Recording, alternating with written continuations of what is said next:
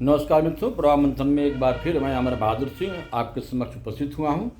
आप सब जैसा कि विदित है कि चुनाव परिणाम सबके सामने आ गए हैं और अब जो बारी आ गई है वो सरकार गठन की।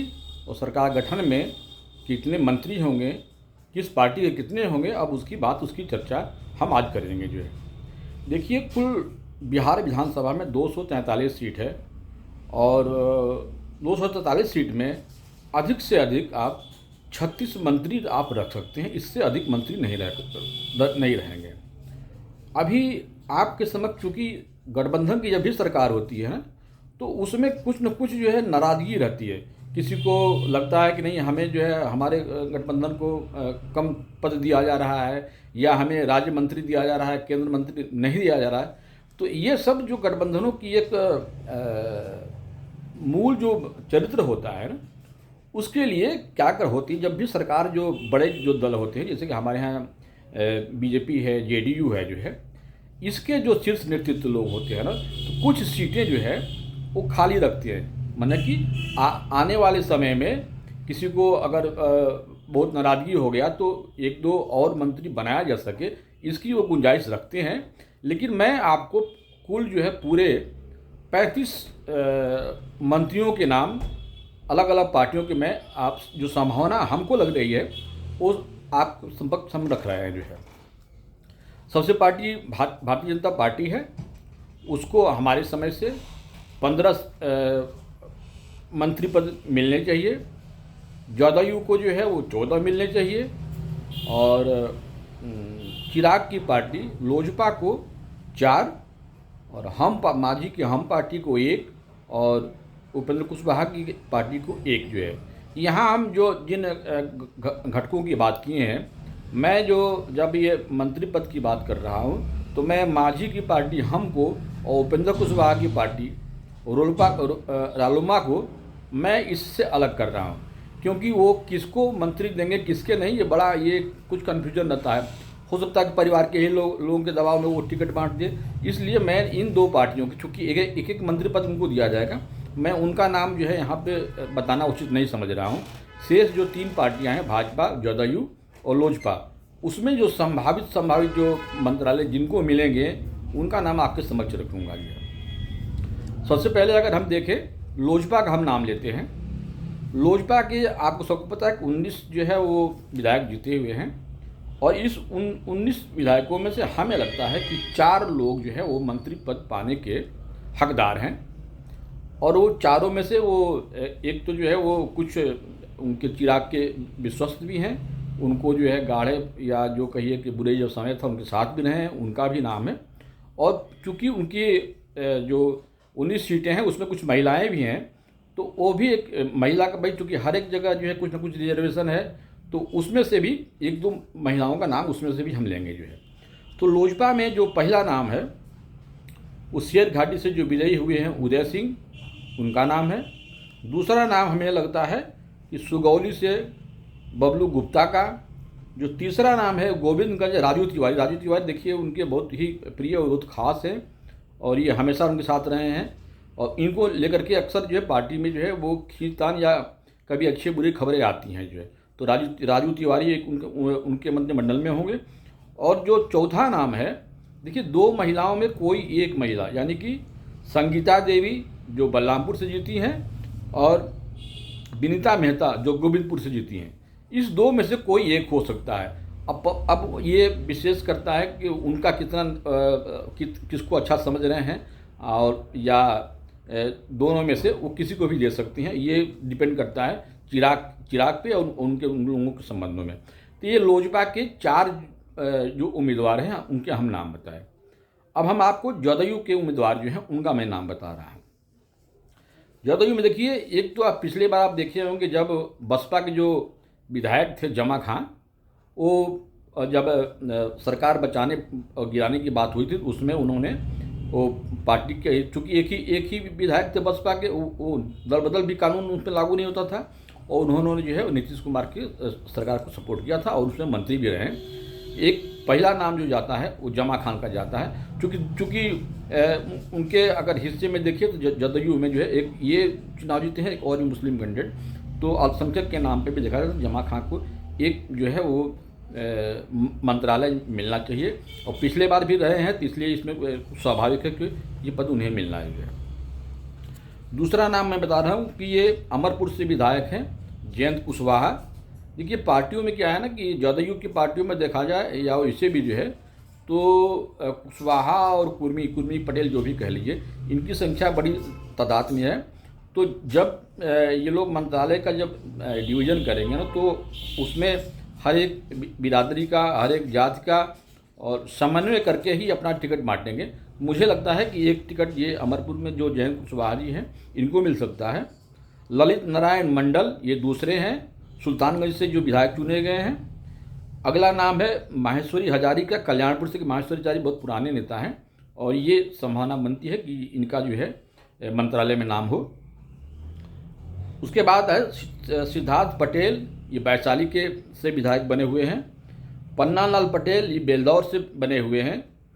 विजय चौधरी ये सराय रंजन से हैं। कुचाई कोट से अमरिंदर पांडे। देखिए ब्राह्मण कैंडिडेट जदयू में एक चूँकि उनकी संख्या जो है थोड़ी सी अगर देखा जाए सवर्णों में तो भूमिहार और राजपूत और ब्राह्मण में तो भूमिहार और राजपूतों की संख्या सबसे ज़्यादा है, उसके बाद भूमिहारों की, उसके बाद से ब्राह्मणों की संख्या है। तो जदयू से जो चुनाव में लोग जीते हुए हैं उसमें ये अमरिंदर पांडे, चूँकि वो पिछले बार भी चुनाव जीते थे इसलिए ज़्यादा संभावना है कि इनको कुछ एक को मंत्रालय में जगह मिले जो है। बहादुरपुर से मदन साहनी। देखिए ये चूँकि साहनी ने जब से मुकेश साहनी ने पाला बदला हुआ है ना, तो भाजपा और जदयू दोनों की ही एक कोशिश रहेगी कि कम से कम साहनी वोट न खिसके और इनके जो लीडर्स हैं इनको भी जो है एक महत्वपूर्ण पद दिया जाए। कोई ज़रूरी नहीं है कि मंत्रालय के अलावा भी और पद दिए जाना चाहिए। इसलिए मुझे लगता है कि ये बहादुरपुर से जो है मदन साहनी का जो नाम है जदयू से एक जो है उचित विचार होना चाहिए। विजय कुमार चौधरी पुराने नेता हैं बेनीपुर से। रत्नेश सदा सोनबरसा से। रत्नेश सदा जी एक बहुत भरोसेमंद उनके नीतीश के रहे हैं विधायक, सोनबरसा से इनका नाम हो सकता है। नरेंद्र यादव आलमनगर से। देखिए इस बार जो है जदयू और इसमें मिला के कुछ शायद हमें लग रहा है कि 5 या 7 यादव विधायक जीते हैं। और अब कोशिश रहेगी दोनों ही पार्टियों की, जदयू में और जदयू और भाजपा की भी, कि जैसे ये आरजेडी जब कमज़ोर होगा, देखिए जब तक मजबूत रहता है कोई भी पार्टी तब तक उनके जातियों के लोग उनके तरफ झुके रहते हैं। लेकिन जैसे ही लगता है कि अब सत्ता उनसे अब बहुत दूर हो रही है और बहुत प्रयास से नहीं आएगी, तो वो सभी जातियाँ धीरे धीरे जो है जो मेन स्ट्रीम में जो लोग सरकार जो चलाने की संभावना रखते हैं उधर वो झुकते हैं। और बिहार में देखिएगा कि अगले 5 सालों में बहुत परिवर्तन होगा। बहुत से जो राजद के समर्थक रहे हैं यादव, वो भी जो है इन दोनों पक्षों में जाने की कोशिश करेंगे। स्पेशली बीजेपी में भले न जाएं लेकिन जदयू की तरफ अपना वो झुकाव करेंगे जो है। तो एक ये सीट और आलमनगर वाली जो है नरेंद्र यादव की। उसके बाद लहसी सिंह का भाई नाम तो पहले से भी है और धमदाहा में इस बार जो वो जो चौथी बार चुनाव वहाँ से जीत रही हैं और बहुत ही लड़ाकू किस्म की और बहुत मेहनती, और क्षेत्र में इनकी जो काम की करने की जो जितनी धमक है वो बहुत कम विधायकों में मिलती है। और चूँकि एक जो है वो खिलाड़ी के रूप में इनका चयन हुआ था उस तब से ये जब से ये मंत्री बनी जो है इनका एक अलग छवि है क्षेत्र में जो है। हमने जितने भी वीडियो देखे इनकी कहीं बहुत सराहना, ऐसा अक्सर ये कम होता है कि विधायक के अंदर एंटी केमिस्ट्री आती है लेकिन इनके पक्ष में लोग बोलने वाले बहुत मिले थे। तो एक तो ये धमदाहा वाली सीट हो गई। और आपको याद होगा कि जब जदयू जो है जब टिकट बंटवारे की बात अभी लोग शुरू भी नहीं किए थे तो पहला टिकट जो है नीतीश जी ने जो है संतोष निराला को बुला करके टिकट दिया था। वो राजपुर के विधायक हैं जो है। तो ये सब संभावनाएं जो 14 ये और ये 4 जो है हमने जो है वो लोजपा 14-4 कुल ये 18 हो गया। अब हम जो है वो भारतीय जनता पार्टी की जो विधायकों की सूची है वो मैं आपको बता रहा हूँ। देखिए रामकृपाल यादव दानापुर से, चूँकि ये लोकसभा में भी चुनाव जीते हैं, बहुत सज्जन आदमी हैं और भारतीय जनता पार्टी के एक यादव जो है वो बहुत सुशील सज्जन कद्दावर नेता हैं। इन्होंने दानापुर की जो सीट बहुत कठिन सीट थी रीतलाल यादव की, उनको हराए हैं। एक निश्चित रूप से रामकृपाल यादव को एक महत्वपूर्ण पद जो है मंत्रिमंडल में मिलना चाहिए। संजय चौरसिया ये दीघा से हैं। देखिए ऐसा है कि इस बार क्या हुआ है कि आईपी गुप्ता जो अपनी जो नई पार्टी बनाई है, उनके पता नहीं क्या उनका पार्टी का नाम है, आईआईपी कहते हैं जो है, तो ये पान समाज के और भी कुछ जातियों के नाम लेते हैं, ततिया हमें बहुत उसका आइडिया नहीं है जो है, लेकिन उनको लगता है कि हमारी बिरादरी की और भी जो जातियाँ हैं, जैसे कि ये जो सानी बोलते हैं कि मल्लाह केवट ये वगैरह जो है कि हमारी संख्या बहुत ज़्यादा है, उनका भी कहना है कि हमारी संख्या बहुत ज़्यादा है और हम एक रिजर्वेशन के लिए आंदोलन की बात करते रहते हैं। और एकमात्र सीट जो सहरसा वाली थी उनके नाम पे ये गई हुई है। और मैं हमेशा से कहता हूँ कि सहरसा वाली सीट एक सीट है जो इनके नाम से, आईपी के नाम से जा सकती है। और मैंने एक सीट जो है बसपा की, जो रामगढ़ वाली सीट, आप अगर हमारे वीडियो सब देखें ना, तो मैंने इन 2 सीटों के बारे में हमेशा से कहता हूँ कि अगर बसपा कोई एक सीट पाएगी तो रामगढ़ वाली, और अगर आईपी वाली सीट जो 3 सीट है उसमें एक सीट जीतेगी तो सहरसा वाली। तो ये जितेंद्र गुप्ता उनका नाम, आईआईपी पार्टी बनाई है। तो उनके प्रभाव को कम करने के लिए तो चौरसिया बिरादरी भी पान समाज की ही है, इसलिए हमें लग रहा है कि ये जो संजीव चौरसिया हैं जो दीघा से चुनाव जीते हैं, इनको मंत्रिमंडल में जगह जरूर मिलनी चाहिए। अगला नाम है राम नारायण मंडल का, ये बाकासी विधायक हैं। संजय सिंह लालगंज से चुनाव जीते हैं। देखिए इस चुनाव में कुछ जगहों पे बहुत चर्चा थी, जिसमें कि एक मोकामा का नाम था, आपका सिवान का नाम था, छपरा का नाम था, और उसी श्रेणी में जो है ये लालगंज सीट की बहुत चर्चा थी, जहाँ मुन्ना शुक्ला की बेटी शिवानी शुक्ला चुनाव लड़ रही थी। और ये इस सीट को यहाँ से संजय सिंह जो है दूसरी बार चुनाव जीते हैं, तो प्रबल संभावना है कि इनको भी मंत्रिमंडल में जगह मिलेगी। हाजीपुर से अवधेश सिंह चुनाव जीते हैं, संभावना इनकी भी बनती है। जनक सिंह है, इनकी भी संभावना बनती है, पुराने नेता जो हैं जो है। और ये जो एक पूर्णिया से जो विधायक हैं विजय खेमका, ये तीसरी बार बने हैं विजय खेमका जी। और प्रमोद सिन्हा ये भी तीसरी बार बने हैं। दोनों लोगों में, लेकिन इन दोनों में से किसी एक की संभावना है। असल आदमी क्या है ना कि सब जात समुदाय देख करके सब व्यवस्था लोग करते हैं, तो दोनों में से किसी एक की मंत्रिमंडल में संभावना जो है बनती है जो है। कृष्णदेव प्रसाद ये हरसिद्धि के विधायक हैं, इनकी संभावना है। प्रेम कुमार बहुत पुराने नेता हैं और गया से ये विधायक हैं, ये इनको मंत्रिमंडल में जगह जो है जरूर मिलनी चाहिए। अगला नाम है आपको नीतीश मिश्रा की। देखिए अगर भारतीय जनता पार्टी में अगर ब्राह्मण कैंडिडेट को देखा जाए तो ये उसमें झंझारपुर के हैं और ये नित्यानंद राय के भी करीबी हैं। ज़्यादा चांसेस है कि ब्राह्मण कैंडिडेट में देखा जाए तो नीतीश मिश्रा को ये झंझारपुर से एक मंत्री पद उनको देनी जा सकती है। अब देखिए चूंकि महिलाएं हमारे यहाँ भाजपा में बहुत हैं, जीती हुई हैं। 4 जो प्रमुख महिलाएं हैं, इस 4 में से तीन का नाम हमें लगता है कि जरूर मिलना चाहिए। पहला नाम है वो रेणु देवी। आपको सबको पता है कि पिछले बार जब सरकार बनी थी उसमें ये उप मुख्यमंत्री थे, ये थे, और तारकेश्वर प्रसाद तो ये थे। तो रेणु देवी बेतिया से, इनका एक प्रबल नाम होना चाहिए।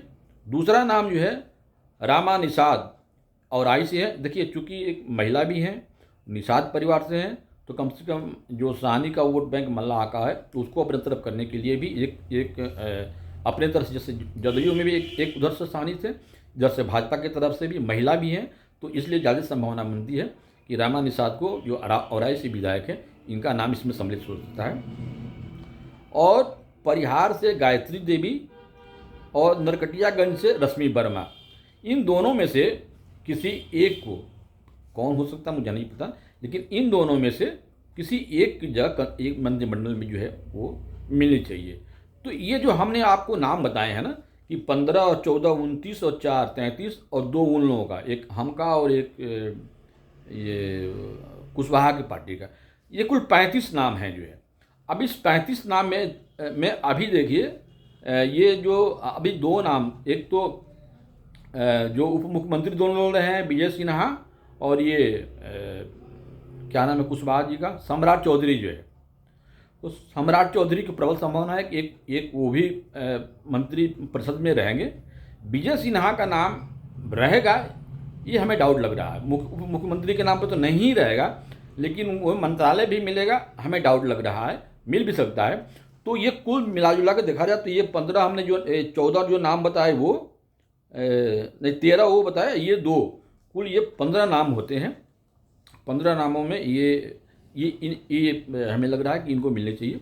लेकिन आपको याद रहे ये जो 35 जो टोटल नाम है ना, ये कोई ज़रूरी नहीं है कि जिस दिन पहला दिन की शुरुआत होगी उसी दिन होगा। उसमें हो सकता है कि 20 की ही संख्या हो, 22 की संख्या हो, उतनी संख्या पहली बार के जो शपथ ग्रहण में नहीं रहेगी। ये जब दोबारा जब मंत्रिमंडल का विस्तार होगा उसमें हो जाएगा।